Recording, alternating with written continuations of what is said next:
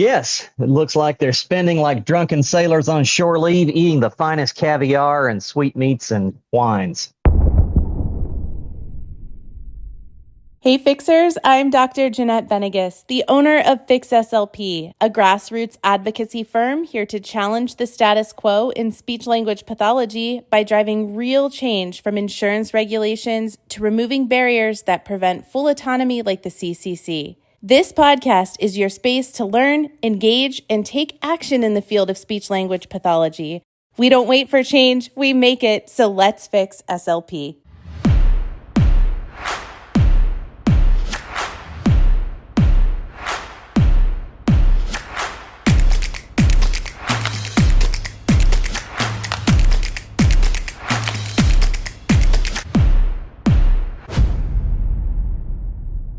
Hey everybody, welcome back. It's Jeanette. We are jumping into ASHA finances. If there was a more popular topic for us to talk about, we don't know what it is, but we get the highest number of viral posts in our content when we lead with money. So we are going to be leading with money for the rest of the year, not for the clicks and the likes, but because we finally got our hands on the 2023 ASHA 990 form. So with me today, I have Elizabeth Nielsen of Tiny Voice Therapy. She is our content coordinator and also in-house finance specialist. We love her. She does an amazing job, but she's the one who combs through these papers and these reports and these numbers and like gets out her little calculator. So she'll be joining us hopefully the rest of the month, and I will mostly sit quietly while she shows her brilliance. And we also have Preston Lewis. I forget whatever fancy title I gave him, but he's here. He's on the pod. And he loves a Minivan Meltdown. So we have one of those today. Preston, I don't love that people have minivan meltdowns, but I love when they feel compelled to share. Okay. But no, I'm not the person who's saying, go cry in the car. I didn't write that. No, you're just offering the space for people to unload. Yeah, And it should be a safe space. it doesn't have to be an unload. We know meltdown is in the word, but you can celebrate too. So Absolutely. We'll just jump into this. We keep these anonymous, but this particular one is from a very engaged fixer. This person's name comes up all the time. I recognize the name. So thank you for engaging with us and thank you for sending us a message. So here we go. I am really upset about SLPs who are so ingrained in staying the same and not moving forward and still expecting to wake up one day and ASHA is magically going to support us. And then for those of us who want to see real change and are trying to do our best to promote real change, we get but if it doesn't work that way, or it's fine. I'm really sick of hearing it's fine. I especially hear a lot of it's fine when I see clinicians very overwhelmed, working too hard, giving too much of themselves and not setting good boundaries. So I really don't want to be told it's fine anymore by anyone because it's not fine. It's not fine. I just talked to a colleague the other day who's trying to find a new job and is discovering that insane productivity standards are the rule rather than the exception in private practice. So it's just sort of a combination of trying to get more people moving the needle forward, more SLPs being proactive and trying to assert their autonomy and be advocates for themselves. We're such great advocates for our clients. Quit saying it's fine and don't take jobs with unrealistic productivity standards. We just can't afford to do it anymore. That's all. Thank you. Well, we appreciate the words as always. And I think it reminds me of that old advertising campaign for Apple, Think Differently. I think that was what they said. Here's to the crazy ones, the misfits, the rebels, the troublemakers, the round pegs in the square holes, the ones who see things differently. They're not fond of rules, and they have no respect for the status quo. You can quote them, disagree with them, glorify or vilify them. About the only thing you can't do is ignore them. Because they change things. They push the human race forward. And while some may see them as the crazy ones, we see genius. Because the people who are crazy enough to think they can change the world are the ones who do. Don't keep accepting the same thing year in and year out and expect a different result.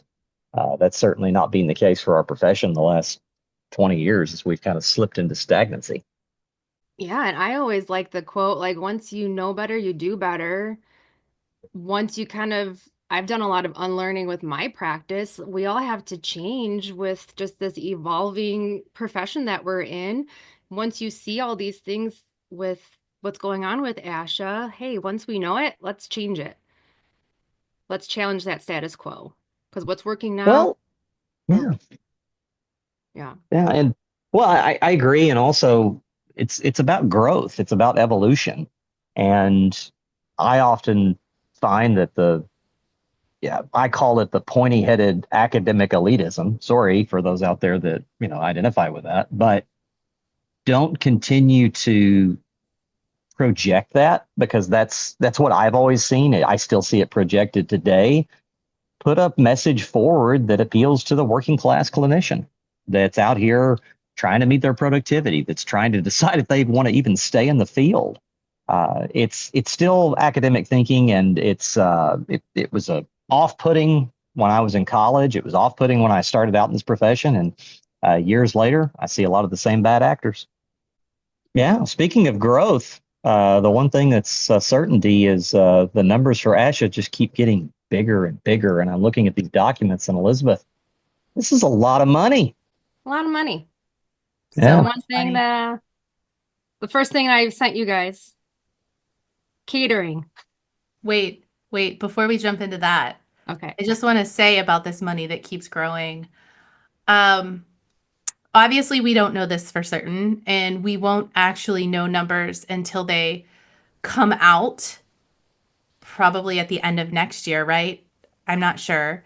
At some point, the next round of membership numbers will come out. But right now, we are in the thick of renewal season. You are all making decisions about purchasing membership, CCC, what are you going to do? And we're hearing from a lot of you, and we are seeing a lot of posts that you all are changing your minds and going in a direction away from ASHA, which is amazing. And this is about choice. So if you can't or don't want to make that decision at this point, fine. But we love the support so other people can make those decisions. But I think we have ASHA a little bit nervous because 2 days ago, a bunch of clinicians, we can't say everyone because I didn't get this email, but a lot of clinicians got an email about a live chat coming up in January. So we've already, so many of you, I'd like to say hundreds. It wasn't that many, but so many of you commented, sent private messages, sent emails. You all let us know, what is this? While we don't know for sure, it appears to be a direct response to the loss in revenue that they are experiencing right now because of all of you. And so that tells us that we are making change, which is great. And we usually sit out on those types of things, but I don't know. I sat in the one that happened right after we started this movement. And after that, I've declined to be there. But I just might get my popcorn together. We might do a live watch party with our team and, watch the infomercial, because who really wants to watch a 90-minute infomercial from the person who profits the most off the sale of the product? Right? Like, what do you think you're going to hear other than you should buy our product and this is why it's wonderful? We may be there watching And questions, just so we're clear, because many people have asked us, what do you want us to ask? Or we want you to ask what you want to know. We're not going to feed you questions. But also, you have to ask your question when you register. So make sure you do that. And just be fully prepared that they will not be answering your questions. They heavily vet these things. They pick them before they start. Their PR team, their lawyers, all write these questions. I can assure you these are not coming from the lips of the CEO. She is being vetted and prepped for what she is to say, or what these quote expert panelists are supposed to say. What? Expert what? Anyway. So we have some revenue reports here in front of us, but maybe next year some of this will change. So we'll see. Okay, It thanks would for be letting. refreshing. Yeah, it would be refreshing if at the outset, because they've had 2 or 3 of these meetings so far, and they all take on the tone like you described, Jeanette. Wouldn't it be nice, though, if they came out and said, we recognize that some things are not right, that something does smell in the state of Denmark, and we want to respond to that, and we are going to start listening a bit more and making some changes. I think just that attitude alone, that would be different. That'd be pleasant. Mhm. Yeah, it would go a long way. Taking some of that accountability, I think we would be more engaging and have more respect for that than even when you're submitting these questions, you're limited to characters. My question was a lot longer and I couldn't submit it. So give us the platform. Let us have our voice. We're paying members. Another virtual town hall. I was thinking, at least with the timeshare meetings, sometimes you get a box lunch. I would like to get that catered ASHA meal, because we've got to get to this. We've teased it enough. This catering, Elizabeth, how much money is this? Oh, that was the first thing I sent you guys when I was looking through these reports, because that was the first thing that stood out to me. So ASHA last year, so for 2023, has spent almost 1.3 million alone on catering. I'm kind of speechless. I know this is our member benefits money going towards catering. How is that benefiting us as SLPs in the field? When we all work through our lunches, I grabbed a handful of almonds and we're working through our lunches, and some of us don't even get a lunch, and they're paying or spending 1.3 million on catering. And this is coming at a year where they've asked for some increases from us. They're asking us to pay more. There's always additional fees. It never ends as far as how much they will put their hand out. Their speakers have to pay them at convention to just give a presentation. Their CEUs, if they make money on coming and going. I'm reminded, though, when it comes to fiscal restraint, I'll tell this quick story. Back in 2002, Salt Lake City held an Olympics, which was heralded for years. This is going to happen. And they had this committee that would organize for the Olympics, and they were woefully out of touch financially and just gone way over budget. And a guy named Mitt Romney, who ran for president, came in and took over those Olympic Games.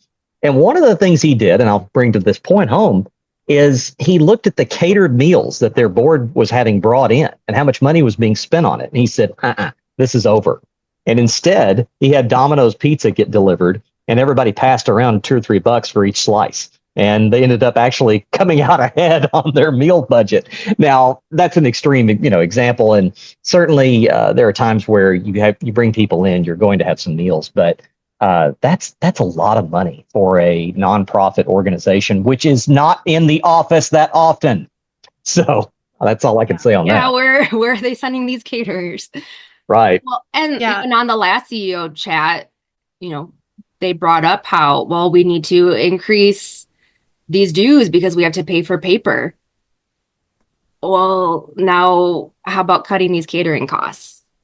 That would be financially responsible for you guys to do that.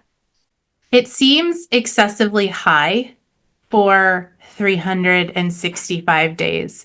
So, like Preston said, sure, there's going to be times where, there's catering, right? But I started to think about it. They only have 3 in-person board meetings a year. Are they feeding them during that? Probably so. But what are they feeding them? Like you said, you can do a pizza. You can do, and it is hard to ask because, while the rest of us pack lunch, it's easy to say, well, they can take their lunches, but if they're all traveling in from out of town, that's a bigger challenge. But maybe even they don't cater every day because, you're going to have to eat that day anyway. So go get an hour break like you do at CEUs and go take your lunch. And I'm pretty transparent with what we do with our fixer money. In all of the time that we've been getting sustaining partners, we have spent money on food one time. One time. We had a 3-day retreat that we all funded ourselves. And we went to dinner where we did not excessively eat. I treated the team as a thank you for all of the work that they do to a dinner. And that was it. Every other meal we paid for on our own.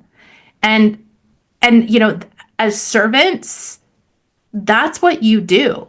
These are volunteers serving our organization. Mm-hmm. And again, while there is an expectation of, sure, have a meal. Like, does it need to be every meal catered? Absolutely not. Put them up in a hotel that serves breakfast. Get a Holiday Inn, right? Get a Holiday Inn. There's buffet breakfast. Go get it. So there's that. Same with the ASHA convention. I happen to know that there's always a side room where they are feeding the staff meals. Speakers aren't getting meals. Clinicians aren't getting meals. Vendors aren't getting meals, but the ASHA staff is. The rest of us have to go. We have to pay to be there and then leave the convention hall or stay in the convention hall and stand in very long lines to go find food and pay for it ourselves when we've paid to be there, but they're feeding their staff. No, those people are being paid. That's a work day for them. They're being paid to be there. To me, in my mind, that's a cost that can go right out the window. Again, stay at a place where there's free breakfast. Maybe get them a pizza one day. And every other meal, go get your own freaking dinner. This isn't why I'm coming to this convention. Especially as someone who's been invited multiple times by ASHA who has had to fund my own way. That's just something that really irritates me. And what rubs me even more is I got a phone call this morning from a vendor who has been to many ASHA conventions. And that vendor told me that typically when you buy vendor space, the only thing that's included is a table and 2 chairs. This year, if you wanted a table or any chairs, you had to pay for those individually. And this person said it was cheaper for us to take an Uber over to Costco and buy a table and 2 chairs than it was for us to rent them from ASHA. Oh, man. What? We can't even give our vendors who are paying to be there, feeding into your system, we can't even give them a table and chairs? Come on. No. That's horrible. Oh, and then what you posted today with the tags, the name tags. If you lose it, you have to pay $10 for that expensive paper. And, going back to like that group think, that was hysterical when someone said, well, they have to do that because somebody might come and try to fake their way into the convention. My God, who's going to get on a plane to Seattle and go say, you know what, I'm not going to pay the entry fee, but I'm going to go and I'm going to make a bootleg card here, or I'm going to steal somebody and borrow it and get their way in. I mean, the amount of mental gymnastics there is incredible. And I get it. I mean, getting away from single-use plastics, yeah, that's nice. But $10 to do a reprint fee? My God, what is going on here? What level of distrust exists within the SLP community? Also, okay, so someone does sneak in. They're not getting PDH for it because if you snuck in, there is no way to report. So you will not get a certificate, nor will you have it reported to a registry if you pay for a registry. So go ahead and sneak in. And Why, is this knowledge Jeanette, that Jeanette, ASHA owns? Nobody's being paid for this except for them. Well, let- fine, walk into my talk. Fine, whatever. I am. I mean, listen to this. I mean, logical thinking. Who the hell would slip in there? Why would you want to sneak into the ASHA convention? People sneak into the Super Bowl. They sneak into, a concert or something exciting.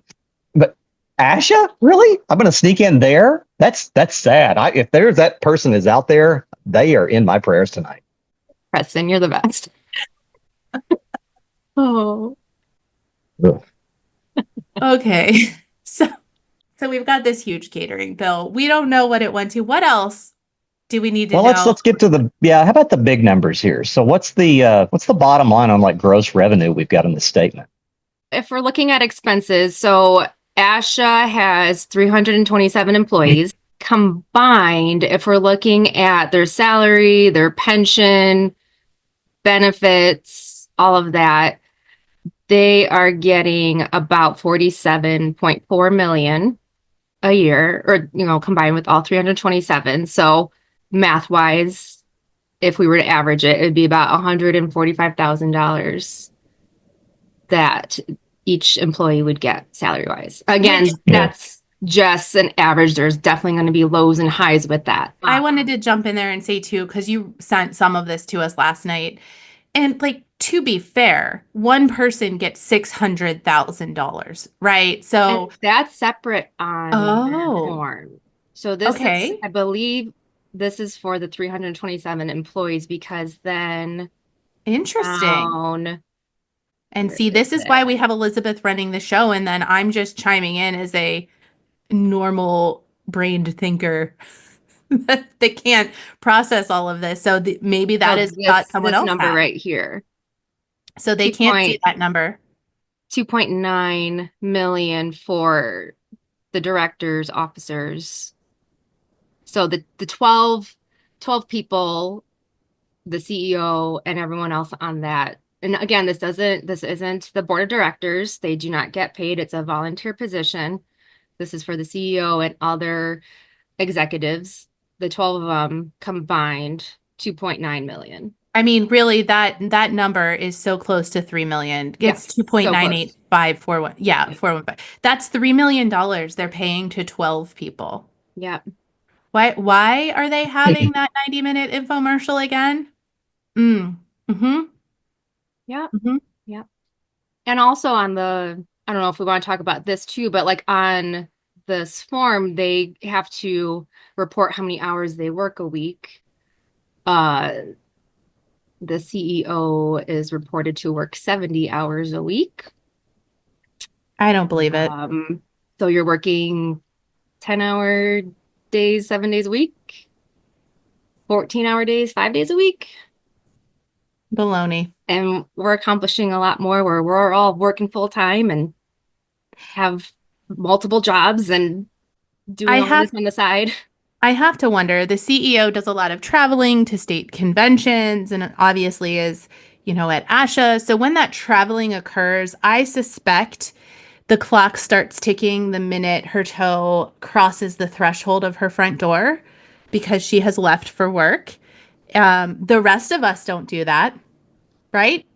When we travel and we're compensated for our jobs, you can't do that. We're not paid per hour. We're, that's just a given that, you're going to have to travel. If you travel for work, you're going to have to travel. But I'm willing to bet that every minute of travel time, every minute sleeping in a hotel, I bet a lot of that is counted and then averaged out over the entire year. If I was a betting gal, what do you think, Preston? Am I off base there?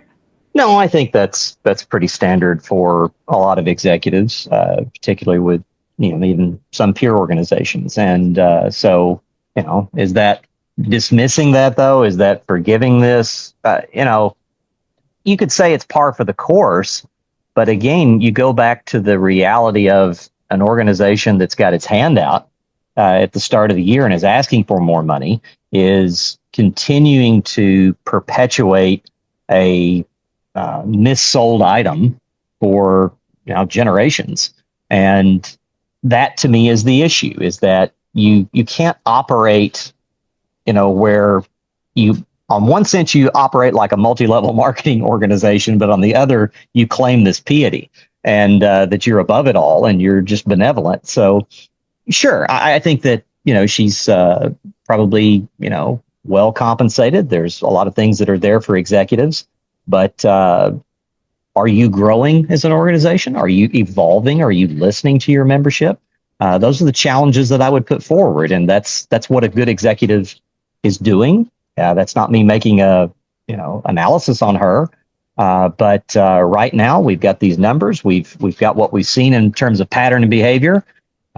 I think it's worth fair scrutiny. And I'd also wonder, has there ever been a financial strategic plan down the line? It seems like they just kind of stumble forward into one big idea, whether it's buying this big building and that they're never in, or, let's go out and get the really nice catering. What's the long-term, impact here? How do you foresee forestalling another rate increase?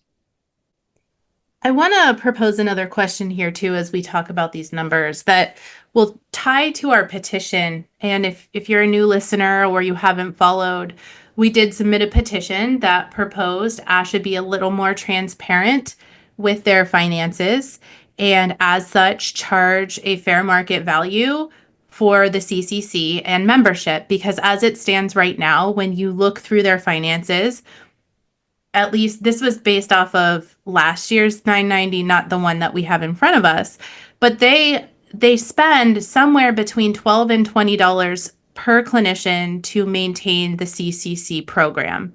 And so that just depends on what you include as a CCC line item and what you include as a membership item. But then when you add up the stuff that really clearly is membership, they're grossly undercharging. So they're charging $221 for a product that really only cost them $12 to $20. And then they're charging $29 for the membership, and they are subsidizing those activities with the money from the CCC. This is making my point here. I did the math at 234,000 members, which is what they reported for last year, times $26 that it cost during the time of the form we're looking at. That comes out to $6 million. What did we just say the number was for just 12 employees?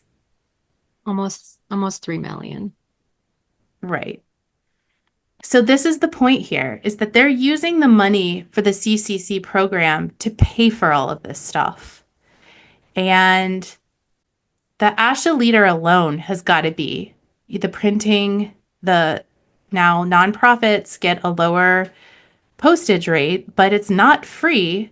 So publications, 1.6 million. When you look at it like that, they are bringing in $6 million from membership, but they're spending far more than that on the membership benefits and the membership staff and the membership details. They are subsidizing their membership program with a product. Yeah. And that is the point of what we're trying to tell people here, is that you're getting ripped off. They do that because they know they have us bound to the CCC. And just like you're seeing now, a mass exodus will and can occur when people get ticked off or they just don't want to pay anymore, which is why they only offer that $29 membership, because they're like, oh, we've heard it ourselves. Well, $29 isn't that much. What's the point? Well, the point is we have to make a point. Even if it is only $29, it all adds up. The point is it's a loss leader business model. You're taking something that is camouflaged as a license, and I'm sorry, it is. This is interesting. I went back and looked at an email I got last year from I have 2 or 3 different employers, and I got an email at the start of the year. Send us your ASHA license for this year, and I didn't think a thing about it. This is pre-Fix SLP Preston. And I said, yeah, here's my license. I think I even said it. And I thought, bloody hell. I mean, I like to think that I'm one of the people who's now had their eyes open, but not for that long. And so it's a loss leader business model. It's predicated on a missold product. And that's what the petition was about. It asks for that honesty, like you said. And here's a bold idea. How about this new board and this CEO who's still relatively new start charting a course as to how can we start adjusting that over time? Maybe where we set a plan strategically to where we do increase the membership and proportionately maybe decrease the CCC. There just are options there, but it requires an element of truth. So I'm going to get real quiet on the pod, and that's me headed back to work. So I've got to drop off the call. You two have fun with the numbers. Bye, Preston. Thanks Thanks, for being Preston. with us. All right. So what I also want to point out is, Preston pointed out, like, transparency, make a change. They have a chance to do that. We put in a bylaw petition to change the bylaws to have them do that. And instead of just doing it, they're fighting it. And now what they're going to do is pay a team of lawyers with that CCC money to fight to keep the curtain closed and keep everything a secret and just keep operating the way in which they have been. So if you already aren't mad, get fired up about the fact that now they're spending your money that you've supposedly paid for the CCC program. They're now going to use that money to uphold the cost of the CCC and uphold the dishonest cost of membership. That's now how they're going to spend your money. Yeah. And the longer, we're not going away. The longer they let this go on, the more money they're going to spend. I don't think they think we have a lawyer. And I think they think, I truly think they assume we're bluffing. They haven't heard from our lawyer yet, by the way, but they will. They will. It's coming. So And they're going to shake in their boots. And then they'll blame it on us. Well, I'm sure that's going to be, we wouldn't have to spend your money on that if people would just fall in line. We're not falling in line. No. We're not. Not anymore.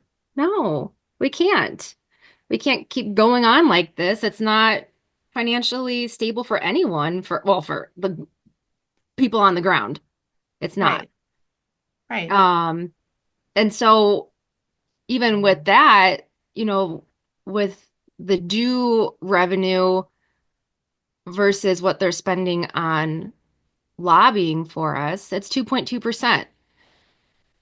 2.2% of that 48 million that they're getting in dues, only 2.2 is spent towards lobbying. And is that lobbying to uphold what is the cost of the CCC right now?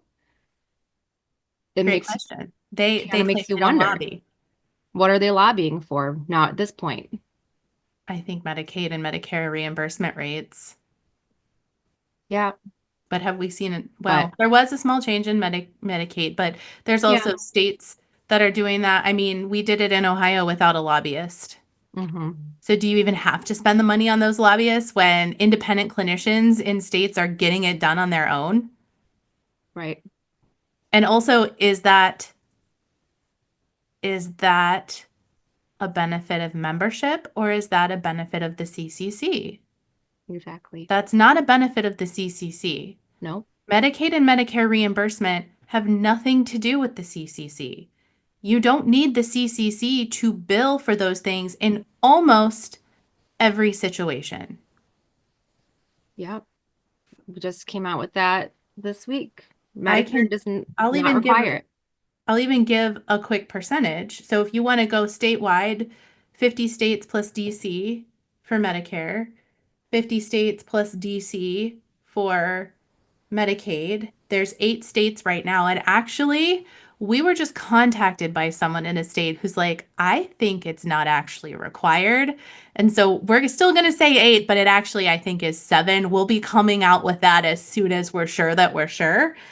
So, in 94 cases out of 102, you do not need the CCC. So that's 84% of the time. You don't need this. The CCC has nothing to do with those reimbursement rates.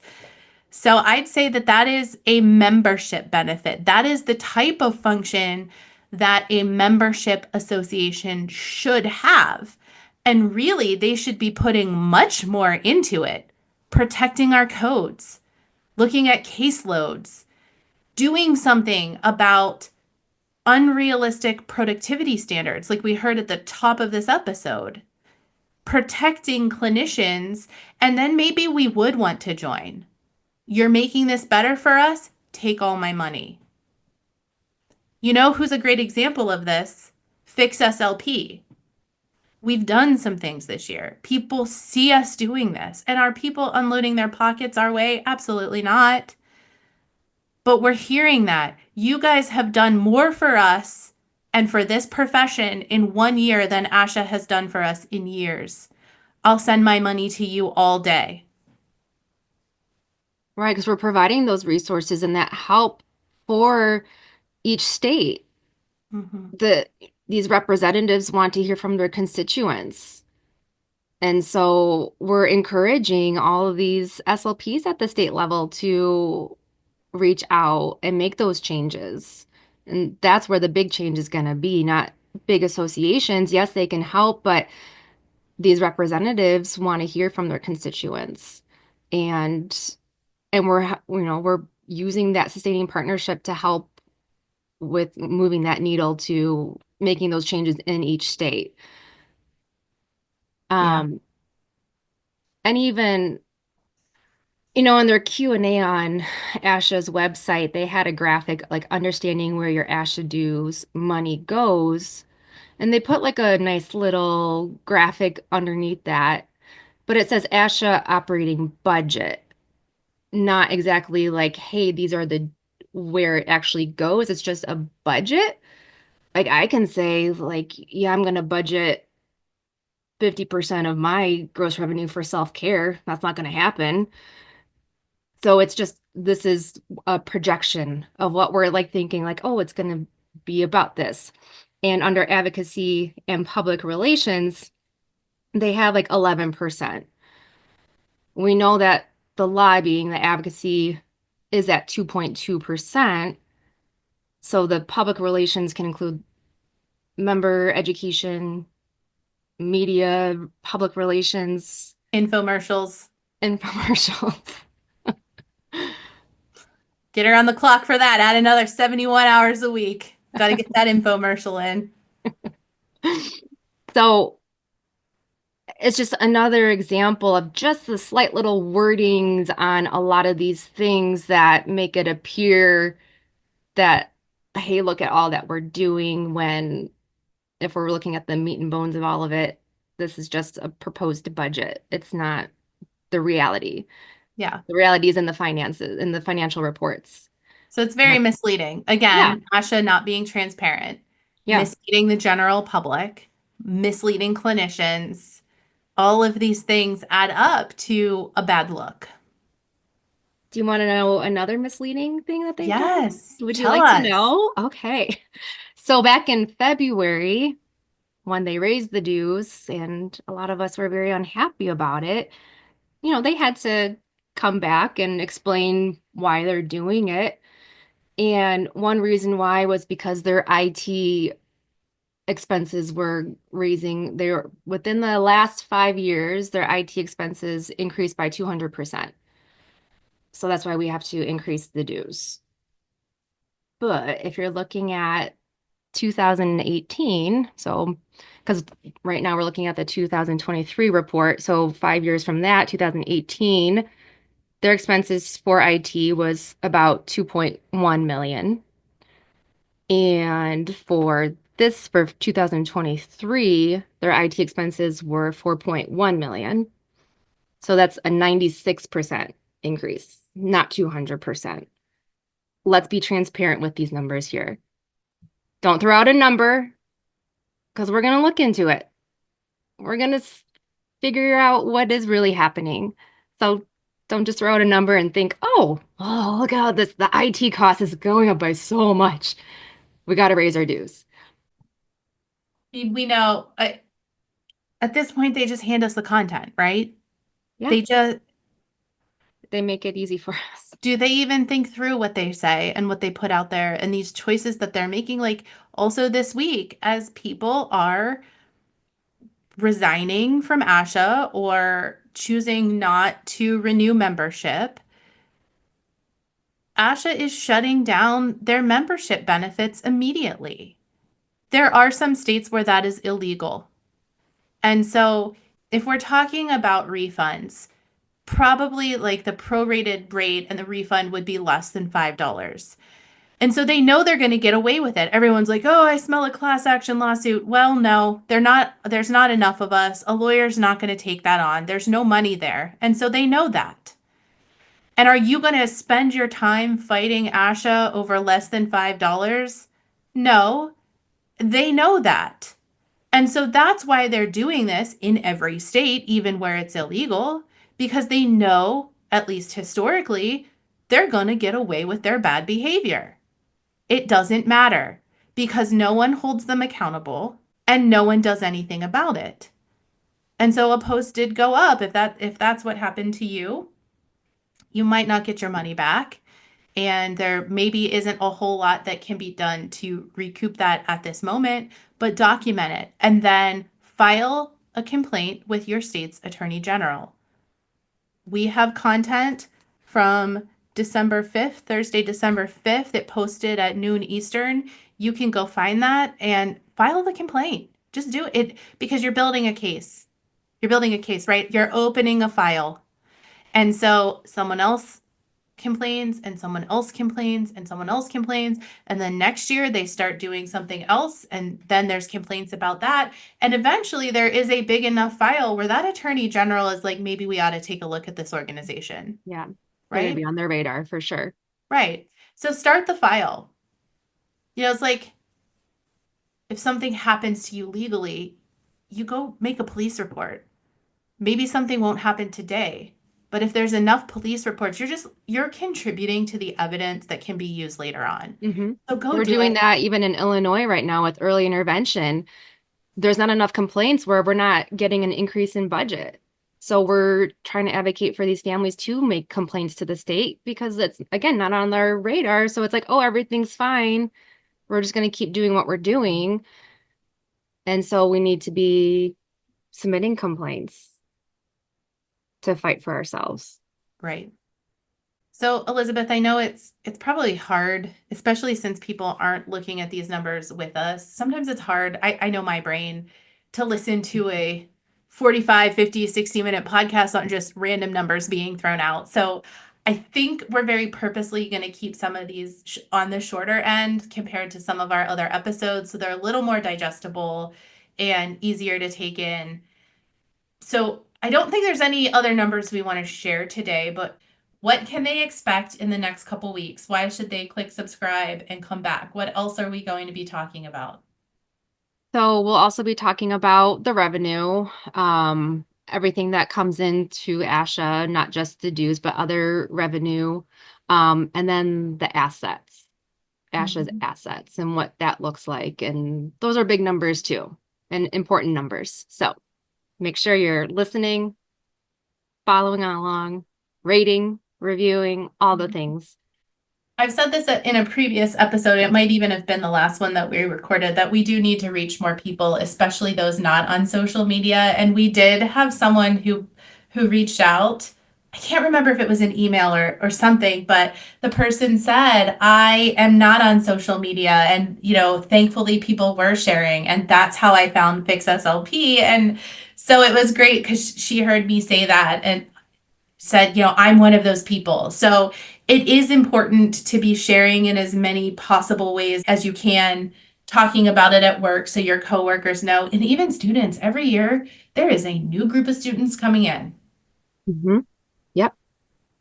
I had a student contact me the other day to talk about my research, and I made sure that student knew about Fix SLP. The student did not. And I said, go talk about it at school. Yep. So before we wrap up, I do want to share, we've had a good handful of 5-star ratings and reviews coming in. So thank you to the people who are doing that. Again, that's how this podcast gets suggested to other people. It doesn't so much do anything for us, but it does help get the word out there. So I'm going to pick a new one that just came in. This is DW in Texas. Fix SLP is bringing to light all of the questions and concerns SLPs have had for years and providing us with practical steps to advocate for our profession. This is essential education for all SLPs and really anyone working in rehabilitation. Thank you, Fix SLP, for all your hard work. Well, thanks. Thanks for that rating and review. So you guys, this is where we're going to wrap up. The engagement these last few weeks has been wild. Keep it coming. Let's hear your minivan meltdowns. You can link to that in the comments, or I have it up on our website now at fixslp.com, and we'll see you next week. Thanks for fixing it, everybody.